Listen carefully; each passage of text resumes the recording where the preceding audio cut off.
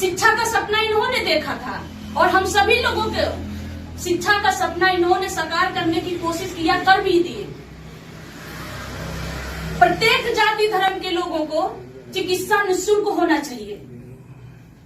ये हमारी कुछ 3 मांग को लेकर के हम पिछले कई सालों से संघर्ष कर रहे हैं, आंदोलन कर रहे हैं। 17 दिसंबर को किए, 17 मार्च को किए, लेकिन कहते हैं ना, जो तानाशाही सरकार है उसके कान में जू तक नहीं ले गए। अभी 10 अक्टूबर को हमने डेरा डालो घेरा डालो आंदोलन किया है और उसमें हमारी माँ बहनें, हमारे भाई, आप सभी समाज के जो भी दलित हैं, पिछड़े हैं, शोषित है, वंचित है, मैं किस किस की नाम लूं, कोई जाति धर्म नहीं था। जो दलित है, गरीब है, शोषित है, पीड़ित है, वही धर्म था।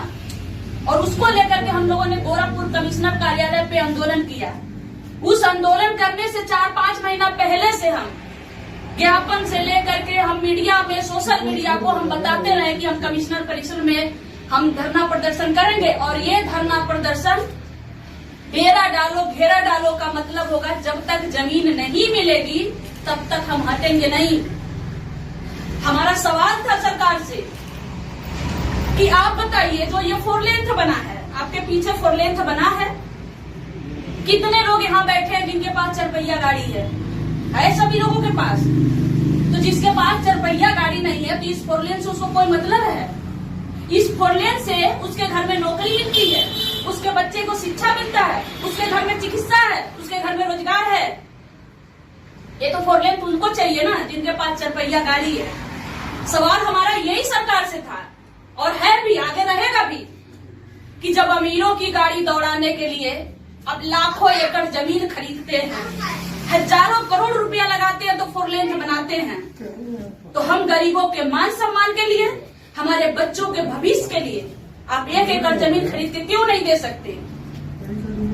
तेलंगाना सरकार ने 3-3 एकड़ जमीन दिया, आंध्र प्रदेश ने 3-3 एकड़ जमीन दिया, तो आप 5 किलो राशन क्यों?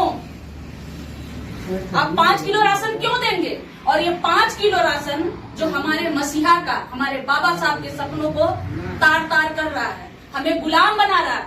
बाबा साहब ने कहा कि बादशाह की जिंदगी जिए, मान सम्मान की जिंदगी जिएंगे हमारे समाज के लोग, लेकिन ये हमें गुलाम बना दिए। 5 किलो राशन आपके बच्चों का शिक्षा खा गया है, 5 किलो राशन आपके अपने बच्चों का नौकरी खा गया, भविष्य खा गया। और ये 5 किलो राशन आपको मजबूर कर देता है झोला लेके दूसरे के दरवाजे पे खड़े होने के लिए। इसलिए हम लोग आंदोलन कर रहे हैं, करते रहेंगे। हमारा मांग था कि अगर 1 एकड़ जमीन होगी तो सबसे पहले भूखमरी खत्म हो जाएगी। 1 एकड़ जमीन होगा तो एक अस्थायी रोजगार मिल जाएगा। 1 एकड़ जमीन होगा तो हमारे घर की बहू बेटी किसी के घर में खेत में काम नहीं करेंगी तो उनके साथ शोषण नहीं होगा। 1 एकड़ जमीन होगा तो हमारा मान सम्मान बना रहेगा। 1 एकड़ जमीन होगा तो हम अपने बच्चों को पढ़ा लिखा भी पाएंगे। लेकिन जो मनुवादी विचारधारा के लोग हैं, जो कुंठित मानसिकता के लोग हैं, जो नहीं चाहते कि आपके बच्चे पढ़े लिखे, आपके बच्चे नौकरी करे, आपके बच्चे भी आगे बढ़े, उनको ये पसंद नहीं आ रहा था। तो अभी जो आंदोलन हम लोगों ने किया, उस आंदोलन में आप देखेंगे हम लाइव थे पूरे दिन। और वो रात में 11 बजे रात को गोरखपुर के एसएसपी डीएम साहब आए, हमारे ज्ञापन को लिए और डीएम साहब हमारे मंच से खड़ा होकर के हमारे आंदोलन को समर्थन दिए कि आपकी मांग, अम्बेडकर जन मोर्चा की मांग गरीबों के लिए जायज है और गरीबों को जमीन मिलना ही चाहिए। मैं सरकार से बात करूंगा, आप हमें 5 लोगों की कमेटी दे दीजिए, हम बात करेंगे 3 दिन के अंदर। लेकिन क्या हुआ, जब हम लोग बात कर रहे थे, जब सारी बात समाप्त हो गई, जनता जाने लगी, आप 10 अक्टूबर के रात को देखेंगे गोरखपुर में जो बसें थी निःशुल्क करके डीएम के परमिशन से हमारे लोगों को उनके घर तक भेजा गया।